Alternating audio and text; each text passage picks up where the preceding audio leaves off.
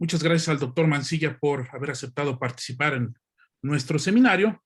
Y para comenzar, la doctora Regina Leal Güemes, que es la jefa del área de modelación de sistemas en la economía y la administración de la UAM Iztapalapa, nos dará unas palabras de bienvenida y presentará a nuestro expositor del día de hoy. Profesora Regina, tiene la palabra. Muchas gracias, Hugo. Muy buenas tardes a todos. Bienvenidos a todos a nuestro segundo seminario de Sistemas Complejos 2021. El año pasado tuvimos la fortuna de poder empezar a organizar estos seminarios a cargo del doctor Hugo Juárez. Y bueno, hace un año no pensábamos que íbamos a seguir en línea, pero bueno, seguimos en línea, seguimos haciendo el esfuerzo de tener este tipo de encuentros. Y pues bueno, durante 4 jueves, a partir de las 4, de 4 a 5, tendremos esta sesión que esperamos que seamos muy fructíferas en este segundo seminario de sistemas complejos. El día de hoy, como bien señala Hugo, pues tenemos el placer y le damos la bienvenida al doctor Ricardo Lino Mancilla. Él es doctor en matemáticas por la Universidad de La Habana, Cuba, es maestro en ciencias económicas por la Universidad de Carleton, en Canadá, y licenciado en matemáticas por la Universidad de La Habana, Cuba también. Actualmente es profesor titular del Centro de Investigaciones Interdisciplinarias de Ciencias y Humanidades en la UNAM, y ha sido profesor invitado en diversas instituciones, entre las que destaca la Universidad de París 11 y la Universidad Estatal de Lomonosov de Moscú. Sus líneas de investigación son la física estadística de los mercados financieros, redes y mundos pequeños en las ciencias sociales, distribuciones universales en la física, biología, la sociedad y las artes, y análisis de procesos electorales por medio de las redes sociales. Y el día de hoy su exposición tratará sobre la eficiencia de los mercados de alta frecuencia automatizados. De nuevo, pues le damos la bienvenida, le agradecemos mucho su presencia y le cedo la palabra. Muchas gracias. Muchas gracias a todos, colegas, por la invitación y la oportunidad de poder participar aquí con ustedes. Pues antes de empezar a compartir la pantalla con mi presentación, quiero hacer un pequeño comentario que me parece que es imprescindible. En este momento yo estoy en la ciudad de Mérida, Yucatán. El huracán Grace está pasando ahora exactamente por el sur de la ciudad. Entonces puede ser que ustedes sientan unos ruidos muy fuertes, que son las ráfagas de viento. No las puedo controlar, les ofrezco una disculpa por eso, pero eso es algo que está completamente fuera de mi alcance arreglarlo. Todo lo demás está bajo control. Entonces, pues voy a pasar allá definitivamente a mi conferencia.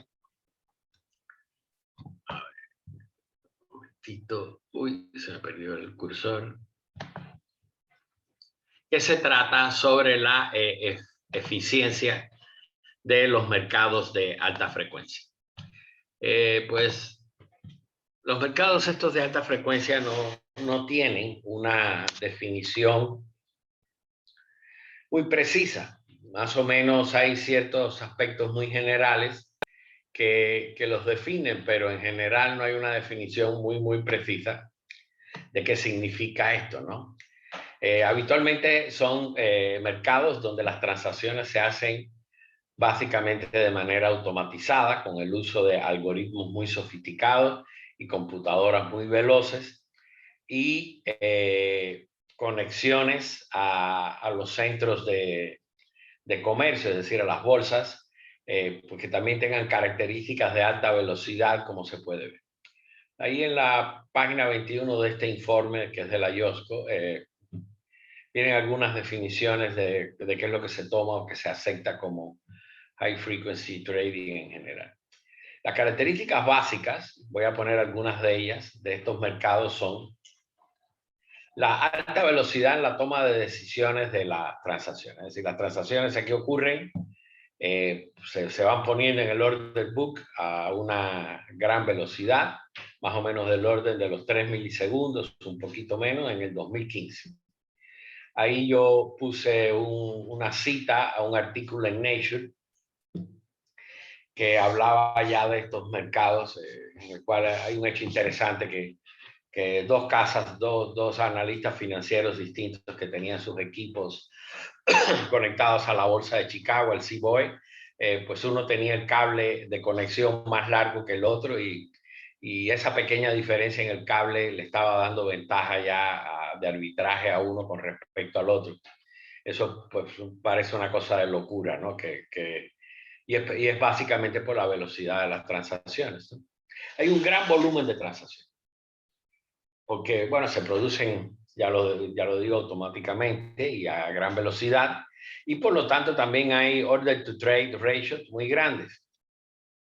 El índice anualizado de Sharpe de estos mercados también habitualmente es alto, y los horizontes de inversión son a muy, muy corto plazo. Esta última característica va a estar relacionada con uno de los resultados que les voy a mostrar después. ¿Está bien? En Estados Unidos, pues ya alrededor del 2010, hace 10 años de esto, la penetración de este high frequency trading era prácticamente entre el 60 y el 70%. Ya casi está por arriba del 85%, casi llegando ya al 90%. Es decir, la intervención humana es muy pequeña y en ocasiones es una intervención mezclada, ¿no? Entre humanos y máquinas. Y aquí en México en el 2017 ya iba ya entre el 15 y el 25%, y también ha crecido un poco. Ha crecido un poco la influencia de este mercado acá. Bueno, esas son las características técnicas del asunto. Por otro lado, ¿qué vamos a entender por eficiencia? La teoría económica, hay dos definiciones de eficiencia, pues, conocida. La primera de ellas, la que está ahí a la izquierda en sus pantallas, es que entendemos por eficiencia distributiva, ¿no? Pues esto está relacionado con el enfoque de Pareto, de los óptimos múltiples de Pareto, y postula que no puede haber eficiencia económica si no hay una asignación óptima de los productos en la economía, ¿no? Y bueno, ahí pongo una cita, que es un trabajo seminal en esta dirección, que es el de Lerner, Economic of Control. Pero hay otra visión de la eficiencia de los mercados, que es la eficiencia de la información, una eficiencia informativa.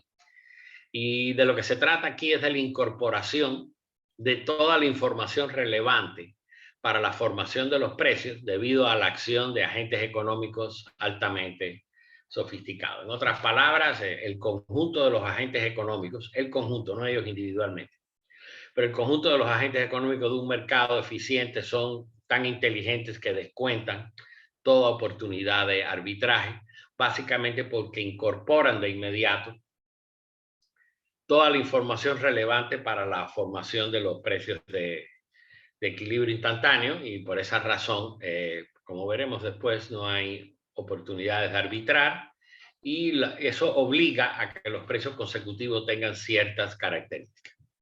El trabajo esencial, bueno, líder en esta dirección es el de Eugene Fama, Premio Nobel de Economía, que es sobre los mercados eficientes. Esto formó parte de su tesis de doctorado. Cuando yo me refiero a dar en adelante eficiencia, voy a estar hablando de la eficiencia de la información.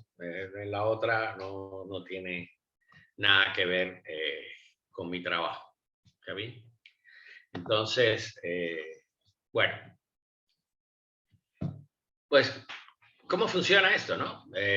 Si uno quiere investigar cuán eficiente es un mercado, pues la manera más elemental es tratar de construir un modelo que haga predicciones en ese mercado. Si hay predicciones, pues no puede haber eficiencia, porque aquí estoy suponiendo que los costos de transacción de la negociación son muy pequeños, ¿no? Pero eso en general a estas alturas ya con el uso de las computadoras ha sido dejado atrás, ¿no? Porque si hubiera una manera de predecir el futuro, entonces hay una manera de arbitrar, de tomar posiciones en el mercado que permitan ganar de manera sostenida, ¿no? Entonces todas estas pequeñas oportunidades tienen que deslizarse, tienen que desaparecer, ¿está claro?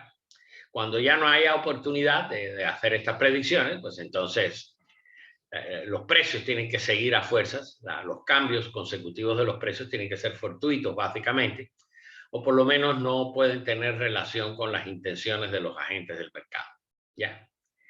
Y ahí yo pongo una implicación. Esa implicación que yo pongo ahí, intenté hacerla con el mayor sentido matemático posible. Es decir, el mercado es eficiente, implica que los rendimientos siguen una caminata aleatoria. El recíproco no es cierto. Y es muy importante que yo señale esto porque buena parte de los agentes económicos en la actualidad, pues los que se educan en nuestras universidades o en otras universidades y se van a trabajar al sector de las finanzas, en particular las mesas de dinero de los bancos, las casas de bolsa o algo así, pues que creen que la implicación contraria es cierta, y esto es un error. Habitualmente uno habla con ellos y dice, no, pues si los precios están prácticamente siguiendo una caminata aleatoria, pues aquí no puede haber ineficiencia, ¿no? Y hay resultados en la dirección contraria. Yo pongo ahí un par de papers, uno de Leroy y uno de Lucas, que de alguna manera ilustran la manera de salvarse. La eficiencia de los mercados es una condición necesaria para que haya una caminata aleatoria. No es una condición suficiente, es una condición necesaria. Por lo tanto, esa implicación solo puede ser usada por reducción al absurdo. Es decir, la negación de que los rendimientos sigan una caminata aleatoria sí es una negación de la eficiencia de los mercados. Es decir, estoy ahí razonando por reducción al absurdo, ¿no? En la otra dirección, es decir, en la negación de esto, sí hay una manera de usarlo. Entonces, bueno, si nosotros miramos los rendimientos consecutivos, la serie de tiempo de los rendimientos consecutivos, y observamos que no son una caminata aleatoria, pues entonces ahí está en duda, es debatible el hecho de que el mercado sea eficiente. Es esencial que muestre esto porque de alguna manera el trabajo va en esta dirección. Nosotros habíamos hecho algunos estudios previos en el mercado mexicano, no en high frequency. Este primer trabajo era teniendo precios diarios de los índices del mercado mexicano. Esto salió publicado en la revista Física ya hace algún tiempo, casi 9 años. Entonces aquí, pues, lo que hicimos fue lo siguiente. Ahí ustedes pueden ver en el gráfico que aparece ahí, ahí se puede ver la distribución de los datos, la distribución empírica de los datos y la distribución gaussiana. Lo que está en el eje horizontal son los rendimientos y lo que está en el eje vertical es el logaritmo de la probabilidad. Es decir, se calcularon las distribuciones empíricas de los rendimientos y se ajustó una gaussiana con esos parámetros, asociada a esos parámetros. Pero lo que se pone en el eje vertical es el logaritmo de la probabilidad. La razón de hacer esto, y es muy común en esta área de trabajo, es que la gaussiana en esta escala semilogarítmica, pues se ve como una parábola. Entonces hace más sencillo observar las diferencias. Si ustedes ven, las colas de la distribución empírica sobrepasan a la gaussiana. Entonces, eso es lo que quiere decir que cualquier instrumento de control de riesgo financiero que esté basado en la distribución gaussiana de los rendimientos está subvalorando los riesgos, porque las colas van por encima básicamente. ¿Ya ven? Entonces ahí nosotros probamos, en aquella época, probamos 3 tests. Hicimos el test de que fuera gaussiano, vimos si había estabilidad tipo Levy de la distribución, ahora digo a qué me refiero con esto, y también vimos el problema de la normal inversa gaussiana. Para esas tres distribuciones se rechazó el H0 para la gaussianidad y para la inversa gaussiana, y lo único que se pudo probar es que el exponente alfa de la función característica de la distribución, pues estaba en la zona donde hay estabilidad estadística, quiero decir, estabilidad tipo Levy. Bueno, hay un resultado que es de Kolmogorov. Habitualmente se cree que es de Kolmogorov y Nedenko, pero también debería de ser Kolmogorov, Nedenko, Chinchín y Levy, porque fueron las 4 personas que de alguna manera trabajaron en eso. Y es que si una distribución es estadísticamente estable, entonces el logaritmo de su función característica tiene que tener una expresión muy particular, que es la que está arriba. Y fíjense que el parámetro alfa que nosotros encontramos estaba en 1.64. Y la zona de estabilidad es entre 1 y 2, siendo el valor de 2 el que corresponde a la distribución gaussiana. Lo cual quiere decir que estamos lejos de la gaussiana para empezar a hablar. Entonces, aquí de alguna manera subyace cierta correlación entre los datos. Más adelante hicimos este trabajo ya con datos intradía, pero todavía no de high frequency. Extendimos esto un poco. Este fue un trabajo que se demoró mucho en publicarse y finalmente salió a finales del año pasado en la Revista Mexicana de Física. Y bueno, aquí estudiamos la función característica para diferentes niveles de convolución. Ahí los datos que teníamos eran del orden de 1 segundo. Entonces, cuando yo digo ahí, ustedes ven n convolución igual a 0, es que se tomaron los datos tal y cual salían del ticker, de la bolsa, ¿no? Y cuando es n igual 10, es que se hacían promediaciones de orden 10, orden 20, orden 30, etcétera, etcétera, hasta tomar 2.700 datos consecutivos. Y se rechazaba la hipótesis nula de que la distribución fuera estable. Fíjense que era para los primeros horizontes, ¿no? Mientras más fino era el horizonte, pues más probable era que se rechazara la distribución, y solamente cuando se hacían convoluciones del orden de los 70 segundos más o menos, un poquito más de 1 minuto, pues entonces entrábamos ya en una zona donde no se rechazaba la hipótesis nula. Bueno, entonces sí hay bastante evidencia de que, a pesar de que la teoría económica de los mercados insiste en el tema de la eficiencia, hay bastante evidencia de que los mercados de verdad no son eficientes, ¿no? Siempre están un poquito salidos de la eficiencia, y entonces pues han habido explicaciones a lo largo de las décadas para justificar esta ineficiencia de los mercados. Y la primera de ellas, la más común, es la falta de racionalidad perfecta por parte de los agentes económicos. ¿Está bien? Bueno, yo puse el ejemplo del animal spirit de Keynes, ¿no? Como Keynes decía, los agentes en el mercado pues actúan casi por intuición, por instinto, toman decisiones instintivas porque no le da tiempo a decidir, y a eso es lo que él le llamaba el animal spirit, ¿no? Otra explicación es la falta perfecta de previsión de los agentes. Es decir, los agentes no pueden tener perfect foresight porque es imposible tener guardado en la cabeza de un ser humano todo lo que hace falta saber para una justa apreciación de lo que va a pasar del próximo precio, y tampoco la velocidad de calcularlo, ¿no?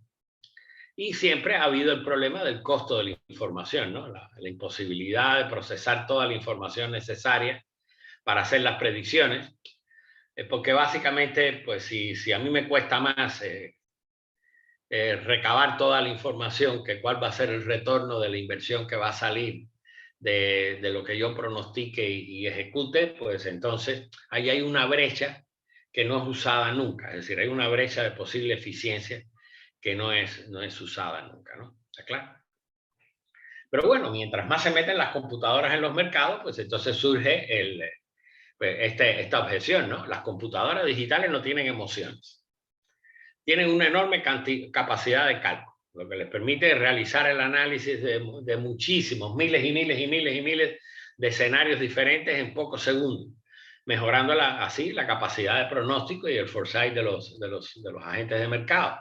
Entonces, los mercados automatizados uno esperaría que fueran eficientes, ¿no? O por lo menos que estuvieran más cerca de la eficiencia que los mercados naturales. Y ahí es a donde ha ido la investigación en estos últimos tiempos, ¿no? Este es un trabajo que está en proceso de dictaminación. El autor principal de ese trabajo, Armando Tapia, era alumno mío del doctorado en la EGADE Business School del TEC de Monterrey. Y la colega Montserrat Reina colaboró en la dirección de su tesis de doctorado. Ahí a él yo le propuse que estudiáramos esto, y él pues enfocó el problema. Por eso pongo ahí que es un trabajo con un sabor muy econométrico, ¿no? Él no intentó, bueno, dada su formación, y él trabaja en la Comisión Nacional Bancaria de Valores, es decir, él prefirió usar herramientas muy econométricas y probadas para tratar de atacar este problema, ¿no? Entonces lo que hizo fue utilizar pruebas de normalidad, ¿está bien? Y sí estudió el exponente característico de las distribuciones estables tipo Levy, pues para ver en qué zona quedaban, ¿no? Y por último, le aplicó la prueba de Lewis-Box a la función de autocorrelación de cada población de series de tiempo. Aquí sí son todo lo que vamos a ver de ahora en adelante, sí es ya high frequency trading. Es del orden de los milisegundos las transacciones, todas, unas cantidades brutales de datos. Los activos del mercado estadounidense que se estudiaron fueron esos que están, fueron 24 activos. Bueno, ustedes ven ahí algún interesante Twitter. Menciono Twitter porque Twitter hace cosas extrañas, ¿no? Microsoft, y hay otros un poco más, por ejemplo, Citigroup es un poco más tranquilo, etcétera, etcétera. Y del mercado mexicano están todos esos activos, eran 35. Casi todos los que de alguna manera cotizan a esa velocidad en el mercado de los mercados de Estados Unidos.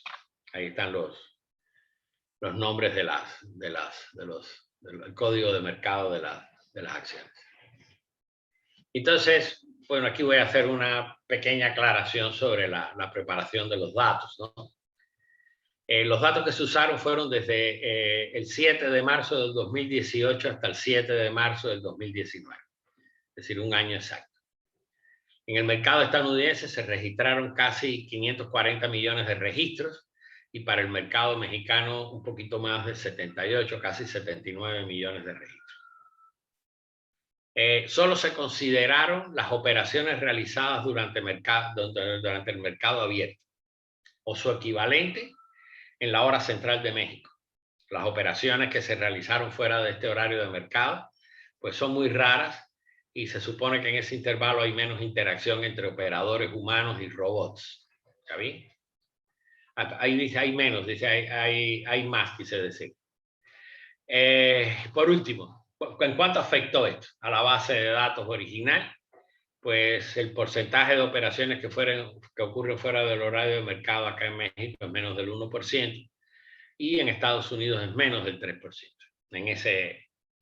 En esa ventana de tiempo donde estudiamos el mercado. Entonces, aquí vamos a ver 4 gráficos. Vamos a fijarnos primero en el gráfico que está en la esquina superior izquierda. Esquina superior izquierda, donde dice figura 1. Ese es el promedio de las rentabilidades de las acciones, de los rendimientos de las acciones, de los rendimientos además promedio de las acciones para cada delta T. Delta T fue la manera en que se fueron acumulando estos datos. ¿Está bien? Es decir, se hicieron grupitos de 1 segundo, de 5 segundos, de 10, de 15, etcétera, etcétera. Para cada uno de esos grupitos se calculó el rendimiento promedio de las acciones usando intervalitos de 1 segundo, digamos, y después halló el promedio de todos esos rendimientos. ¿Está claro? Entonces, fíjense que para intervalos de tiempo pequeños los rendimientos promedios están muy pegados a 0, pero ya más o menos alrededor de los 15 minutos, pues empieza a haber una divergencia, se empiezan a separar, y bueno, ya para los 10 días, tomando esos intervalos en 10 días, pues hay una marcada diferencia fuera de 0. Y en la esquina superior derecha, pues lo que tenemos es la volatilidad, la evolución de los rendimientos para cada uno de estos. Y fíjense que la volatilidad aumenta también, siempre es distinta de 0, obviamente, es muy pequeñita para los primeros valores, pero ya a partir de los 30 segundos, 1 minuto, empieza a despegarse. Y en la esquina superior izquierda, en la esquina inferior izquierda, pues hay ahí es el gráfico de la asimetría de las distribuciones, el skewness de las distribuciones, y aquí hay un resultado interesante que podría constituir el tema de un proyecto de investigación, y es porque la asimetría es tan grande. Que sea negativa no es extraño, pero que sea más grande en la franja de 15-30 segundos y después vuelve a acercarse nuevamente a cero, a pesar de que nunca deja de ser cero.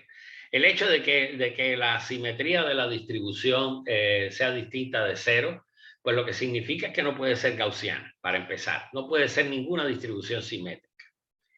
Entonces, pues ahí hay un intervalo alrededor entre los 15 y los 30 segundos cuando se hacen estas agrupaciones, en donde la simetría es la más grande de todas. Lo mismo en el mercado mexicano que en el mercado de los Estados Unidos. Es muy profunda. Yo creo que tengo mi explicación acerca de por qué es eso lo que ocurre. Y bueno, en la esquina inferior derecha, pues ahí está la kurtosis, ¿no? Y fíjense que las colas son muy gruesas en la medida en que tenemos horizontes temporales muy pequeños. Tenemos horizontes temporales muy pequeños. Eso también está relacionado con la forma en que se construyen los algoritmos automatizados, igual que este tema del skewness. Y fíjense que solamente cuando se llegan a los promedios de 5 días y 10 días es que estamos cerca del valor 3, que sería la kurtosis que tiene la distribución normal. Bueno, ahora aquí en la esquina superior izquierda, pues está el test de Yarque-Bera, el logaritmo de Yarque-Bera, promediado. Y bueno, ahí hay una línea horizontal que es la zona de no rechazo, ¿no? El valor crítico. Y fíjense ustedes que se rechaza el H0 casi en todo el espectro. Arriba a la derecha están los valores promedios del exponente alfa de la distribución estable.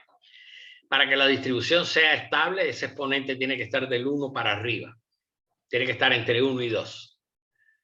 Para que sea estable estadísticamente. Estable tipo Levy, quiero decir, ¿no? Y fíjense que eso solamente se alcanza a partir de los promedios de 5 minutos. Es decir, para los horizontes temporales muy pequeños, ahí está muy bajo ese exponente, está completamente fuera de la estabilidad. Eso es algo bien extraño para ese tipo de mercado. El beta es un parámetro que está en la forma, en la expresión del teorema de Kolmogorov-Nedeljkov-Levy-Chin-Chin, que está relacionado con la asimetría. Está relacionado con la asimetría y este parámetro pues está muy grande para los últimos valores. Y por último, aquí en la esquina inferior izquierda, pues se pueden ver los valores del test de Jung-Box para cada uno de estos horizontes. ¿Está claro? Bueno, las conclusiones aquí son, para empezar, así en general, que no se observa eficiencia en estos mercados automatizados. Ahí en la primera conclusión es, bueno, si bien la media y la desviación estándar no son información suficiente, el sesgo hace muy difícil sostener el cumplimiento de la hipótesis de mercado eficiente. ¿Está claro? Y después que se encontraron valores de asimetría, como ya yo les comentaba, bastante grandes, que la prueba de Yarque-Bera confirma que en promedio las distribuciones de rendimiento no son normales hasta que el intervalo de tiempo es del orden de los 10 días. Y la kurtosis y las asimetrías significativas antes de ese valor obligan a rechazar la normalidad, ¿no? Y los valores de alfa estable, como ya se sabe, yo lo comenté, se ven ahí en el gráfico. Solamente llegando a los 10 días es que estamos cerca del 2, y el 2 es el exponente que tiene la distribución normal, el que le corresponde a la distribución normal en este teorema de Kolmogorov-Nedeljkov. ¿Ya ven? Entonces ahora algo un poco más cercano a la teoría de la complejidad es, bueno, vamos a utilizar acá herramientas de la teoría de los sistemas complejos para pues para atacar este problema, ¿no? Y este es un segundo trabajo doctoral. Un alumno, Mario Alejandro López, está haciendo el doctorado conmigo ahora en este tema y bueno, ya este trabajo fue aprobado para su publicación en la Revista Mexicana de Física, la primera parte de sus hallazgos, ¿no? Que es pues utilizar el exponente de Hertz para... el exponente de Hertz tuvo sus orígenes, como seguramente conocen, en el estudio de las crecidas de los ríos, en particular en el estudio de las crecidas del Nilo. Mandaron a este ingeniero Edwin Hertz a diseñar una presa para el Nilo y cuando él empieza a mirar cómo eran las crecidas, y él sí tenía muchos datos porque la civilización egipcia marcaba las alturas de las crecidas anualmente, y él tenía una serie de tiempo como de 900 datos, ¿no? Lo cual para la época de Hertz era algo así como el Big Data moderno, ¿no? Tener 900 datos de eso era una maravilla, ¿no? Y bueno, y él se ideó ahí un exponente que de alguna manera extendía el exponente que debe tener una caminata aleatoria gaussiana, que debe ser un medio, 0.5, ¿no? Y la manera en que se calcula es algo muy laborioso, ¿no? Hay que tomar el intervalo de los datos y dividirlos en subintervalitos. En cada uno de los subintervalitos se encuentra la media. Después se encuentra eso que yo estoy poniendo ahí como Y mayúscula sub TK, que en realidad es la suma algebraica de las desviaciones con respecto a la media. Y después se halla ese RK que está ahí, ¿no? Que es el máximo de los YK menos el mínimo de los YK. ¿Está claro? Y entonces, finalmente se calcula algo que se llama, es decir, ese RK se normaliza en cada uno de los subintervalos, dividiéndolo por la desviación estándar en el subintervalo késimo. Entonces se calcula ahí un cociente que es lo que se llama R13. Eso hoy por hoy se usa en los mercados. Por ejemplo, Reuters y Bloomberg dan el RS para una serie de tiempo. De hecho, lo dan en tiempo real, ¿no? Porque realmente que RS esté cerca de 0.5 quiere decir que se está muy cerca de ser gaussiano y entonces no hay objeción. Recuerdo de nuevo que esta condición es necesaria, no es suficiente. Para el mercado uno esperaría que estuviera cerca de la eficiencia, ¿no? Entonces lo que Hertz postuló fue eso, es que este cociente R entre F debe ir como esa distribución y H es lo que se llama el exponente de Hertz. Si el exponente de Hertz es menor que 0.5, esto se asocia con un proceso subdifusivo, o así como lo dicen los físicos, o que hay antipersistencia o que hay reversión a la media. Esas son las diferentes maneras de designarlo. Y si H es mayor que 0.5, entonces esto se conoce como persistencia. Y hay otros que de manera pintoresca lo han llamado el efecto Josué, ¿no?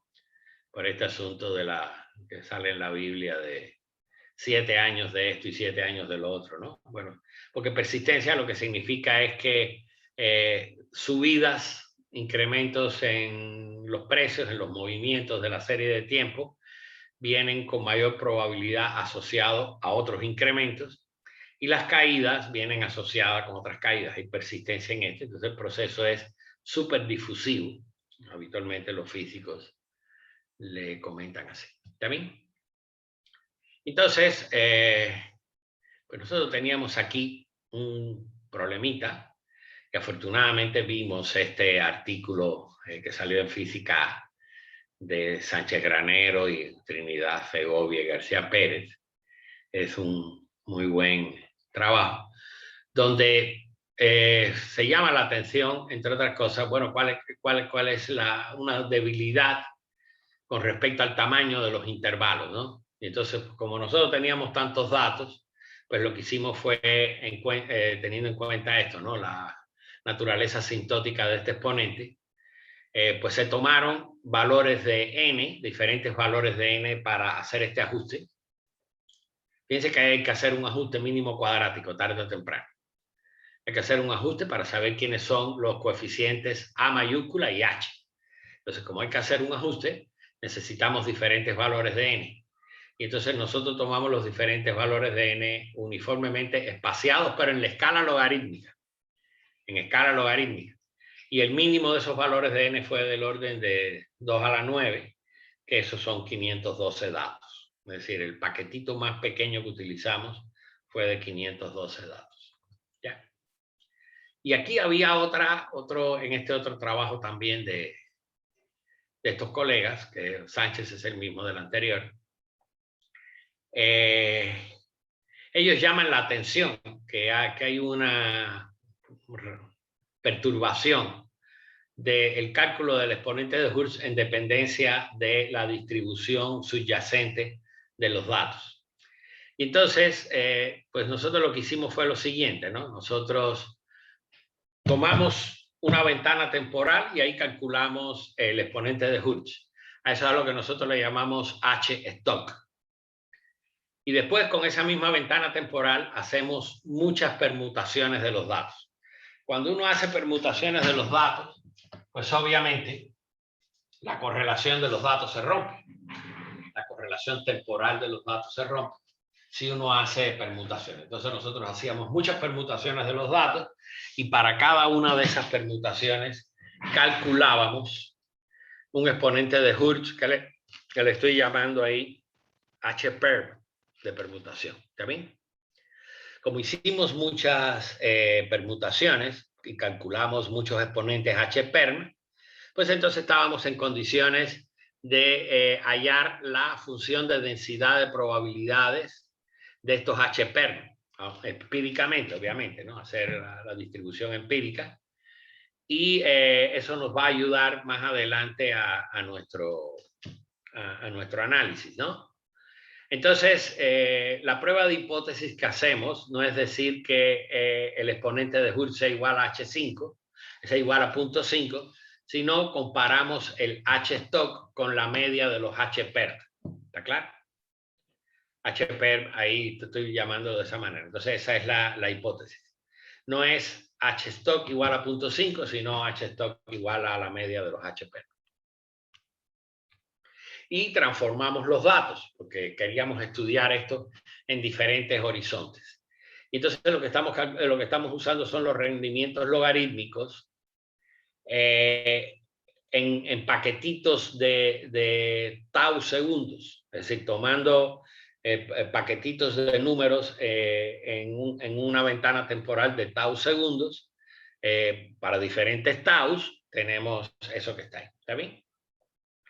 Y entonces, pues, esta es la ventana sobre la cual calculábamos. El tau es para empaquetar los datos y calcular los promedios. Y después ahí n mayúscula es el tamaño de las ventanas móviles en días con que fuimos analizando esto, ¿no? Por ejemplo, si tau fuera igual a 1 y n fuera igual a 2, eso significa que se promediaron sus intervalos de 1 segundo y que las ventanas móviles eran de longitud de 2 días. ¿Está claro?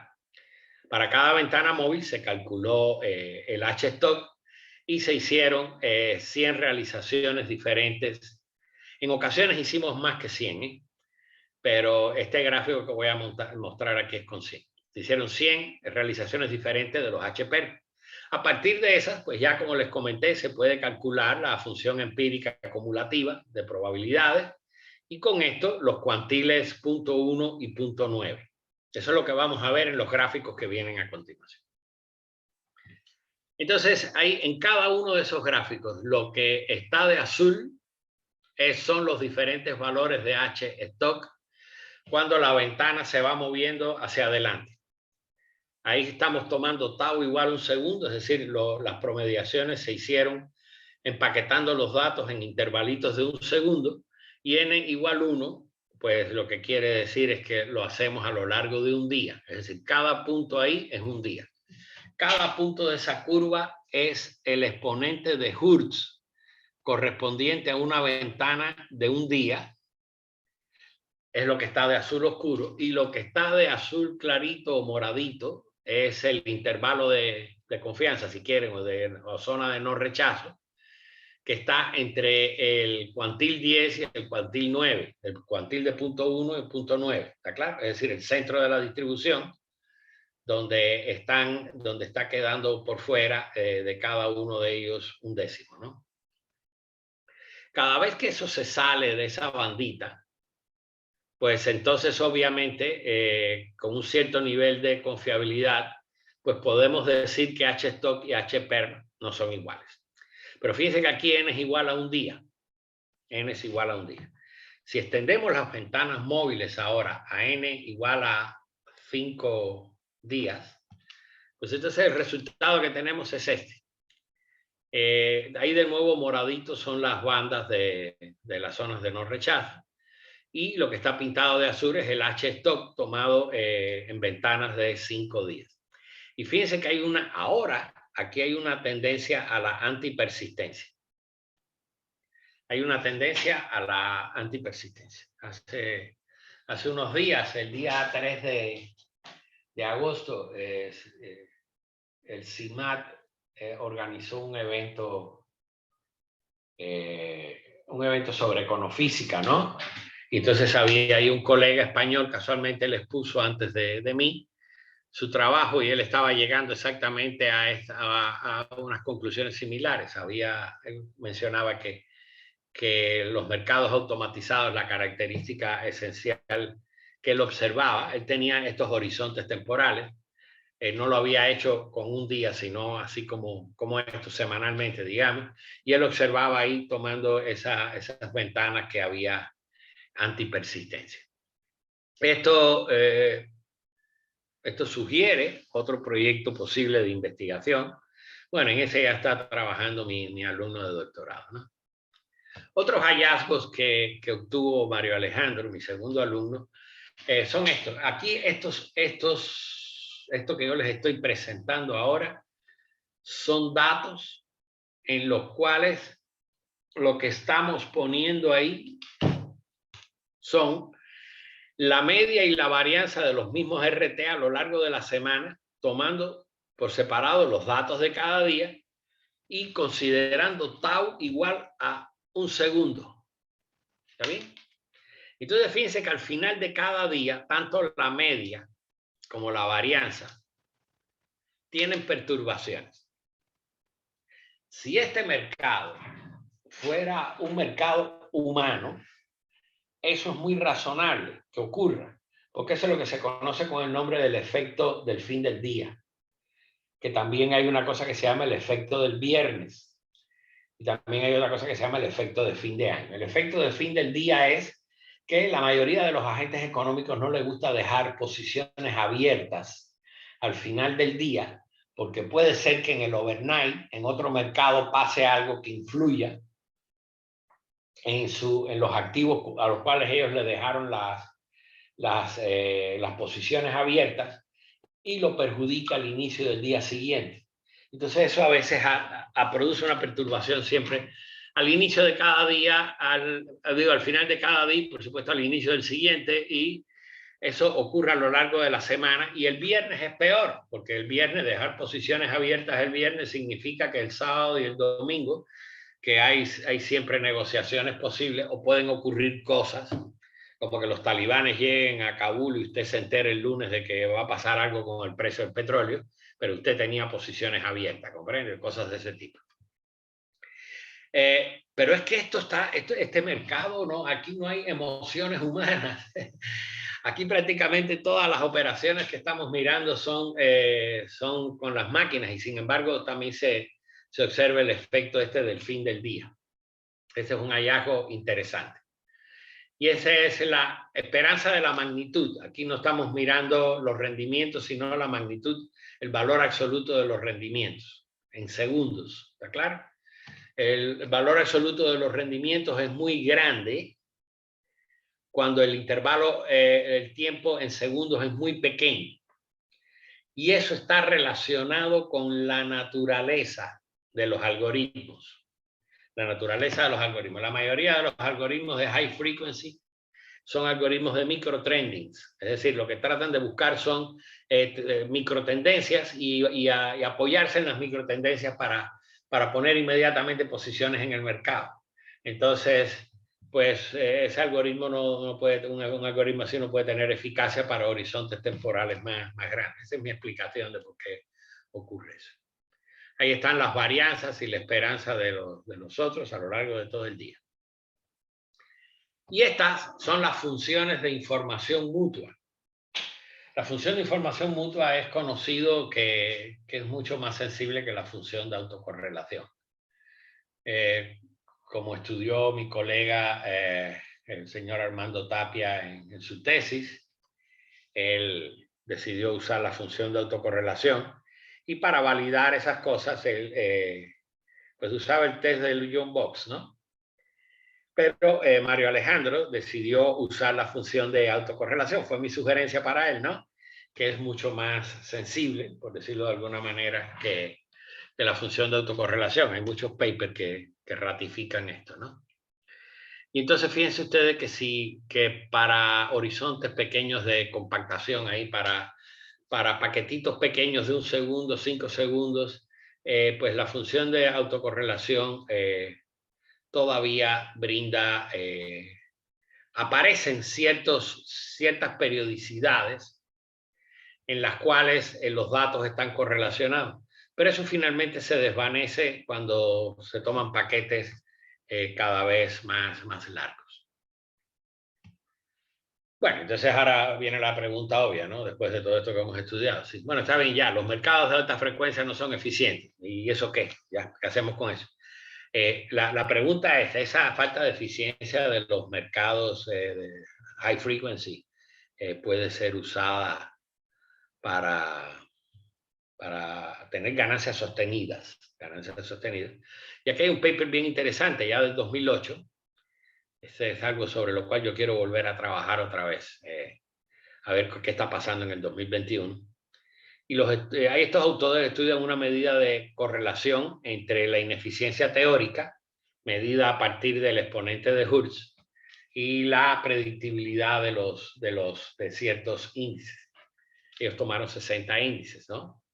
La predictibilidad, bueno, la ineficiencia teórica y la midieron con Hertz, y la predictibilidad están usando una técnica de aprendizaje automatizado, de deep learning, que es el nearest neighbor, y vieron que había una proporción de respuestas ahí correctas, ¿no? Hay una correlación más o menos de 60% entre ineficiencia y previsibilidad. Si hay previsibilidad, de alguna manera hay oportunidad de arbitraje y eso permite, en principio, obtener rendimientos positivos de manera sostenida. Y bueno, ya este es ahora pues otro proyecto que tengo. Muy brevemente les hablo de esto. Esto va a salir publicado en un libro que se llama Actas de Economía y Complejidad, el tomo 3. Ya el tomo 1 y el tomo 2 salieron. Y el tomo 3 esperamos que salga en este segundo semestre del año 2021. Y este es un proyecto que tengo con estos colegas de la Universidad del Estado de Salvador de Bahía. Ellos trabajan en un laboratorio de inteligencia artificial. Y a lo que se dedica este laboratorio es básicamente a lo que se dedica es a ponerle algoritmos de inteligencia artificial a unos robots que juegan fútbol, campeonatos de fútbol para equipos robots, ¿no? Y el de la universidad, este es el campeón. El equipo de esta universidad gana siempre cuando ponen a jugar robots, ¿no? A lo mejor los seres humanos juegan malísimamente mal, pero los robots de esa universidad son buenísimos, ¿no? Y entonces, aquí lo que hicimos es regresarnos a la idea original de los cartistas. Los cartistas son los analistas que la mayoría de las casas de bolsa siempre tienen escondidos, de la misma manera que había personas que escondían a la abuela o al abuelo porque no querían que nadie los viera, pues los cartistas siempre los tienen escondidos porque les da pena admitir que las técnicas de los cartistas la están usando, ¿no? Los cartistas es casi una alquimia, son los alquimistas de las finanzas, los señores cartistas, ¿no? Pero parece que tienen cierta razón, ¿no? Andrew Lo, más o menos a principios de la década de los 2000, publicó un trabajo sobre, pues, de inferencia estadística sobre los cartistas, ¿no? Una cosa bien interesante. Y lo que estamos haciendo es intentar, ya tenemos algunas cositas adelantadas, usar algoritmos de inteligencia artificial para hacer la predicción. De hecho, tenemos ese es uno de los gráficos, ¿no? Usar los patrones mariposa, es el que estoy poniendo ahí, y otro que se llama murciélago, depende si es para arriba es murciélago o para abajo es mariposa. Entonces, esos patrones, si uno identifica estos patrones que pueden aparecer en diferentes escalas, pues entonces hay manera de ir haciendo predicciones hacia adelante. Entonces, pues echamos a andar ahí un pequeño robot que está funcionando en el mercado de Forex. El volumen de las transacciones es muy pequeño, pero tiene un rendimiento, una ganancia positiva diaria de aproximadamente $50, más o menos en promedio. Es decir, no gana mucho, pero nunca pierde. Es un muchachito un poquito inteligente. Ya. Bueno, una de las conclusiones generales son: el uso intensivo de las computadoras no le ha otorgado a los mercados la eficiencia esperada. Entonces, fíjense que esto plantea un problema de alcance, incluso creo yo, filosófico. Es decir, ¿cuál es la característica profunda e intrínseca de los mercados que hace que da lo mismo que humanos y computadoras se metan ahí y aún así no se alcance la eficiencia que uno esperaría y que tanto proclama la teoría económica de los mercados? ¿A qué se debe eso? ¿A qué cosa es lo que está escondido ahí bien abajo que no permite hacer eso?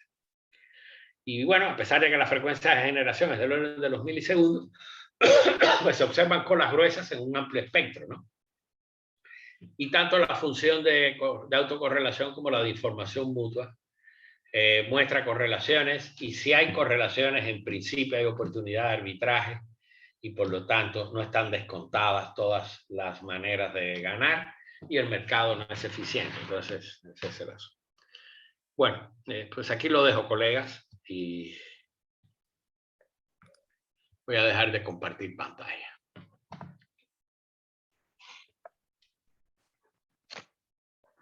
Pues muchas gracias, doctor Ricardo, por su presentación bastante clara y bastante enriquecedora. Vamos a ver si hay preguntas de los asistentes. ¿Alguien tiene alguna pregunta?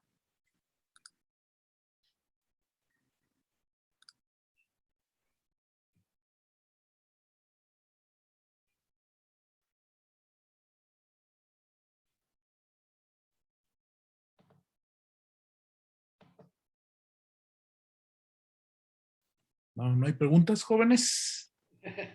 Aprovechen que tenemos al doctor Ricardo aquí con nosotros para ver sus inquietudes. A ver, alguien está preguntando en el chat. Vamos a ver. Dice Antonio Castro: si la capacidad tecnológica de una corporación es superior a la gestión económica de algún país, ¿la soberanía de los países corre el riesgo de ser doblegada? Pues yo creo que eso va a pasar si vamos por donde vamos, ¿no? Porque es que hay muchas, ya a este asunto del high frequency trading le entraron todos los grandes corporativos financieros, básicamente por dos razones. Primero, porque es más barato. Un analista de los que ellos tienen ahí, cualquier muchachito de los que está sentado en una casa de bolsa, en la mesa de dinero de un banco, algo así, pues hay que pagarle bien, ellos ganan dinero, los bonos anuales son muchos, y la verdad que una computadora, cuando más lo que hay que cambiar es la CPU, algo así, ¿no? Pero no hay que pagarle un bono a final de año. Entonces, todo el mundo le entró a eso con un gran entusiasmo, y entonces las personas que están detrás de eso, que son los que están afinando los algoritmos y lo van a seguir haciendo, porque aquí las ventajas, los márgenes son milimétricos realmente en estos mercados. Los márgenes son milimétricos, pero el crecimiento de la... Fíjense que los radios de Sharpe, como yo le decía al principio, y el order to ratio son muy grandes. Entonces, pues vamos, está claro aquí que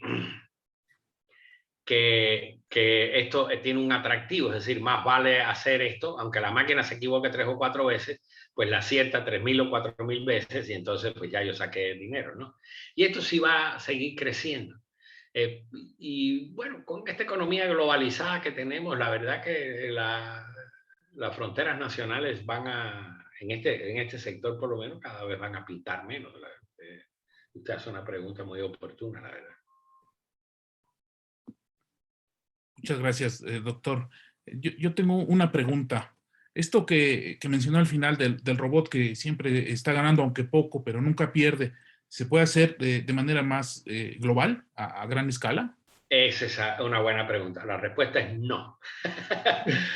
No, cuando en esta misma conferencia que hubo el día 3 de agosto sobre econofísica que organizaron los colegas del CIMAT, este colega español decía eso. Cuando yo le dije, no, aquí los volúmenes son muy pequeños, el tipo dijo, no, sí, eso le pasa a todo el mundo. A ver, si le pones volúmenes grandes.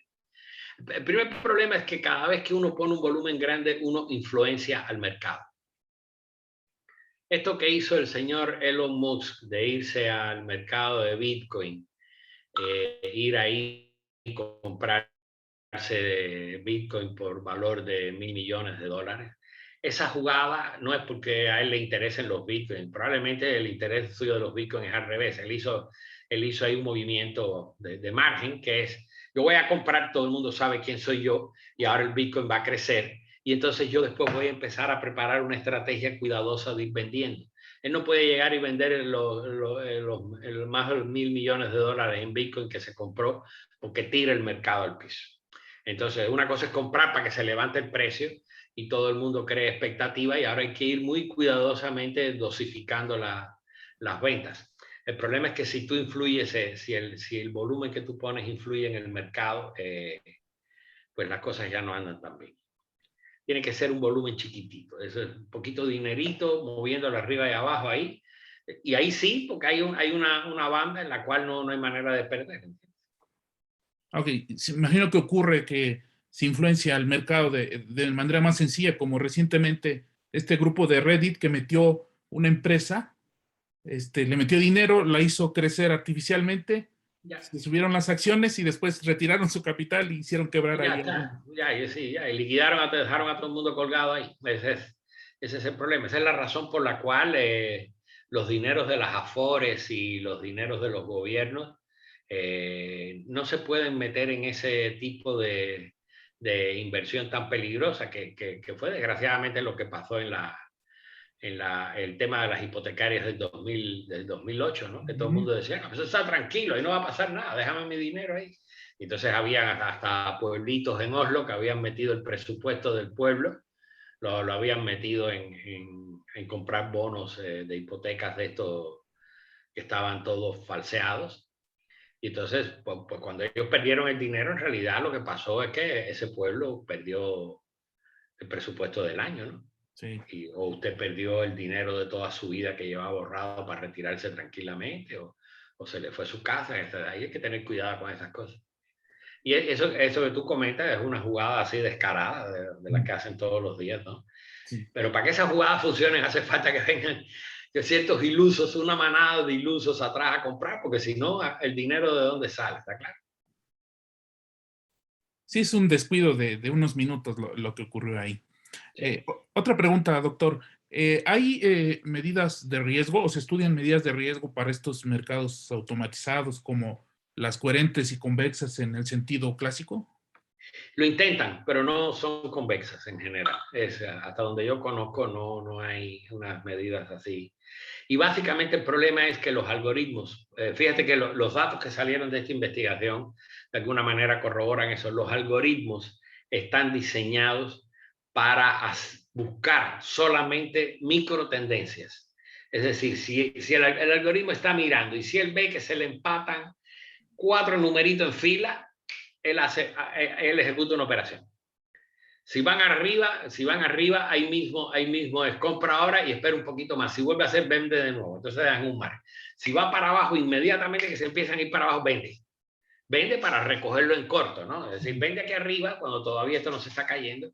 Pero los microtrending a veces son del orden de medio segundo. Es decir, pues puede que haya, no sé, 40, 50 operaciones en medio segundo. Y los algoritmos están pensados para eso.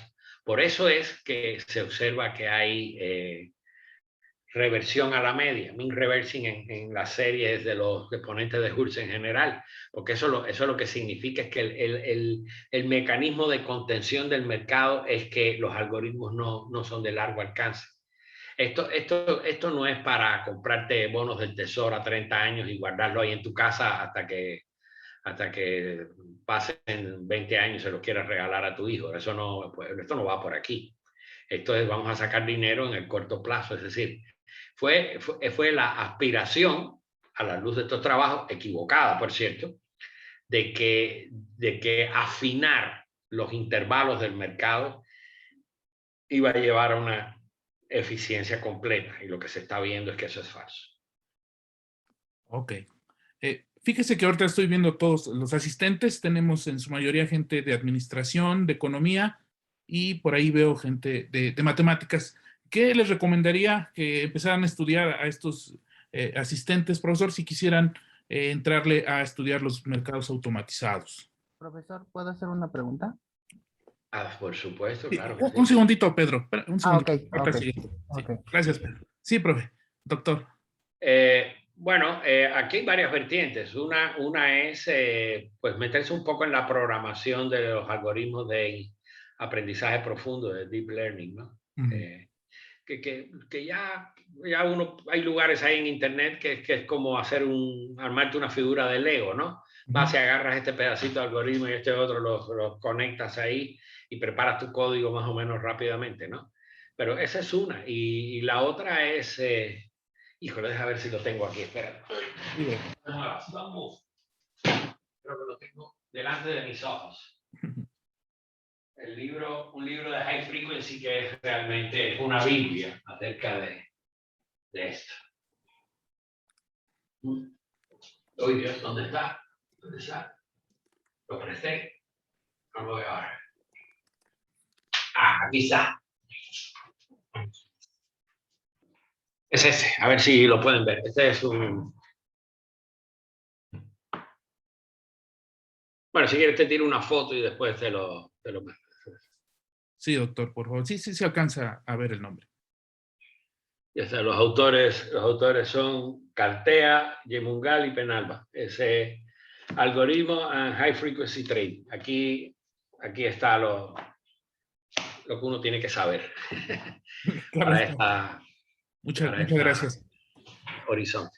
Había una pregunta de un colega. Sí, Pedro, ¿puedes preguntar, Pedro? Buenas tardes, doctor. Mi pregunta va basado para los algoritmos que utilizó. Más que nada quisiera saber, para llegar a hacer toda la conclusión de, de cómo es que se construyó esto, cuántas variables o cómo se tomaron las variables para que se pudiera tomar todas esas conclusiones a las que se llegan, porque yo que sepa en los mercados y todo lo que se vuelve automatizado, se tienen que tomar un cierto número de variables posibles, estadísticamente hablando, para poder deducir, en este caso cuando se utiliza el algoritmo para deducción de llegar a esos valores que se quiere invertir o como en las acciones, comprar y vender, son muchas variables las que influyen. Y usted está hablando también que con respecto al tiempo va cambiando todo eso. No sé si está tomando en cuenta que se entran y salen variables al momento de que avancen los tiempos. Yo quisiera que pudiera explicarme una parte vital en esa cuestión, Okay. pero si la habla al inicio, es que no puede llegar al inicio. Bueno, no sé si la habla al inicio. Y la segunda pregunta que tengo es que en base a lo que usted dijo, que no es tan eficiente, dado que ya hay herramientas tecnológicas, lo del mercado, ahí no sé si se ha llegado a una conclusión sobre la toma de decisiones o toma de riesgos que toma cierta persona. Bueno, son dos preguntas diferentes. Ok. Bueno, mira, con respecto a la primera, fíjate que yo no hablo en mi trabajo yo no hablo de hacer predicciones. Yo únicamente tomo los datos de la serie de tiempo que sale del order book del mercado. Es decir, hay un cierto lugar donde la gente va y pone sus posiciones. Yo quiero comprar a tanto, yo quiero vender a tanto, eso se va ajustando, ese mecanismo se llama el order book, el libro de órdenes, ¿no? Eso está automatizado, por supuesto, si no, no habría manera de hacerlo. Y de ahí salen números consecutivos, uno detrás de otro. Este fue el precio en el segundo 1, este fue el precio en el segundo 2, este fue el precio en el segundo 3, y a partir de ahí se genera una serie de tiempo. Pero en base a esas generaciones, no hay una variable externa que pueda hacer que el algoritmo mejore o colapse, bueno, dependiendo No, del caso. es que yo no estoy intentando hacer un algoritmo que prediga. Yo estoy intentando utilizar ciertas técnicas para verificar que esa serie no puede provenir de un mercado eficiente. Ah, Mi afirmación únicamente es esa. ok, ok, ok, ok. Yo no estoy diciendo, yo quiero, bueno, salvo las cositas que están al final, ¿eh? Eso del tipo de cambio entre dólar y euro. Sí, ahí hay 3 o 4 variables que se utilizan, ¿no? Es decir, va mirando la volatilidad en una ventana anterior que es variable y que depende de la primera vez que la función de información mutua toca el 0, porque de ahí en adelante la ventana temporal ya no vale la pena utilizarla. Lo que usa es la volatilidad y mira también cuál es el promedio de las transacciones anteriores. Pero ahí lo que le interesa son patrones. A los cartistas, la inspiración de los cartistas siempre fue patrones, mirar Ok. patrones. Cuando digo patrones son estructuras dentro de la serie. Pero de todo lo demás que yo he hecho, Pedro, yo lo único que estoy intentando verificar si la serie de tiempo que sale del mercado implica o me permite afirmar que el mercado es eficiente o no. Ah, Esa ok, ok. Es que es como vi las gráficas. esencialmente. No tengo ninguna intención a lo largo de todo el trabajo de mis 2 alumnos de doctorado. Ok. Lo último que yo comenté, lo comenté sencillamente porque la gente siempre dice, bueno, y si el mercado no es eficiente, porque eso es lo que dicen toda la gente que yo conozco que trabaja en casas de bolsa o en los bancos, en las mesas de dinero y eso, todo el mundo siempre lo que dice es lo mismo.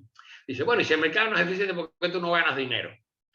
Porque se supondría que si el mercado no es eficiente, tendría que haber un chancecito de que tú ganaras algo, ¿no? Y entonces, pues cada vez que yo encuentro a alguien que hace un robot y que el robot solito lo echan a andar y está tirando para una cuenta de banco, no sé, aunque sean $10 al día, pues entonces eso es una muestra de que el mercado no es eficiente, porque si fuera eficiente tú no podrías hacer eso. ¿Comprendes? Sí, sí, perfecto. Eso no podría ocurrir. ¿Comprendes? Me hiciste una segunda pregunta, ¿me la puedes repetir? Ah, ok. Que iba aunado a, como dijo usted, que como dice que el mercado no es eficiente y las tecnologías, yo ahí le pregunto si llegaron a una conclusión de que si las tomas de decisiones que se toman para hacer las inversiones influyen, pero pues creo que con lo primero ya me contestó. O sea, usted nada más se enfoca en qué tan eficiente es el mercado, o bueno, en este caso la premisa es no es tan eficiente y en base en eso se puede ganar algo. O Ya. sea, usted no ataca el punto de decir, por aquí se puede ver que aquí se puede arriesgar en base a tal, tal, tal y cuestión. No, de Usted acuerdo, nada eso más, tienes razón. Pero ajá, lo que sí conozco, porque he hablado con algunas personas que se dedican a escribir los algoritmos. De hecho, tuve un alumno que aquí en la UNAM que se graduó y se fue a hacer su doctorado a Francia y se quedó por allá. Ahora trabaja en una casa de bolsa y después regresó a dar una conferencia. Él trabaja en High Frequency. Y ujú, él lo que dice es, todo el mundo lo que está intentando son microtendencias. Es decir, aquí no hay inversión a largo plazo. Eso de que yo me voy a comprar un bono o que voy ahora a comprar café, un futuro de café, porque dentro de 9 meses yo sé que el precio va a estar alto, porque este año va a haber sequía y todas esas cosas. Para eso no sirve el high frequency. ujú. El high frequency lo que está tratando de atacar es la brecha en la cual los seres humanos no podemos razonar, que son los intervalos de tiempo tan pequeños que a ti, tu cerebro, ni el mío, ni el de nadie, le da tiempo a tomar una decisión adecuada ni siquiera para mover el dedo encima de la computadora y poner la orden, porque ni a eso te va a dar tiempo, ¿entiendes? El high frequency lo que está intentando llenar es ese vacío. Pero entonces tú dices, caramba, en ese vacío, con las computadoras trabajando ahí, pues ahora al fin llegamos al paraíso de la eficiencia. Y lo que pasa es que es falso, no hay eficiencia de todas maneras. Bueno, y ya por último, ya con eso último, ¿usted ha intentado construir algo para que sea eficiente o no ha llegado a ninguna conclusión parecida? No, mira, la eficiencia tiene que ser una acción colectiva. Es decir, no puede haber un solo agente de mercado que se pare y le diga, señores, fíjense, yo voy a hacer esto para que el mercado sea eficiente, porque ya estoy molesto, que esto no funciona bien y qué sé yo. No. Hay un tema regulatorio y eso tiene que alcanzarse de conjunto. Ajá. Pero la verdad es que ningún agente de mercado, ni los grandes ni los chiquitos, tienen incentivo en eso. O sea, nadie lo ha propuesto, nadie se ha puesto Y las les pilas. interesa los bonos que le pagan una vez al año, los salarios inmensos que tienen, dependen de la ineficiencia del mercado. Si el mercado fuera eficiente, ellos estarían pidiendo limosnas. Ah, El hecho de que ellos ganen mucho es porque el mercado da brechas de ganar. ¿Comprendes? ok, sí. Muchas gracias, doctor. Buena plática. ¿Alguien más tiene alguna pregunta, jóvenes? No, bueno, pues con esto damos por terminado la sesión de hoy. Le agradecemos al doctor Ricardo Mancilla nuevamente por su presentación el día de hoy. Profesora Regina, ¿quiere decir unas palabras para finalizar el día de hoy? Pues nada más agradecerles a todos su atención, por supuesto, agradecerle al doctor Ricardo Mancilla por su extraordinaria plática y pues citarlos de nuevo el próximo jueves para que nos acompañen a otra sesión en este seminario. Muchas gracias. Muchas gracias, doctora. Muchas gracias, doctor Ricardo. Jóvenes, dejé el correo del doctor Ricardo en el chat por si quieren comunicarse con él para hablar sobre este tema o algunos otros que les interese de sus líneas de investigación. Muchas gracias a todos por estar el día de hoy. Nos vemos la siguiente semana. Que estén bien, cuídense mucho. Gracias, buenas tardes. Hasta luego, profesor. Muchas gracias, buenas tardes. Nos vemos, Leo. Hasta luego. Gracias, hasta luego. Hasta luego.